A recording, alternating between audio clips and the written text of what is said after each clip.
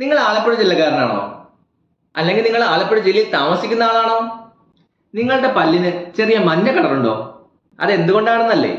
ആലപ്പുഴ ഭാഗത്തുള്ളവരുടെ പല്ല് കണ്ടിട്ടുണ്ടോ?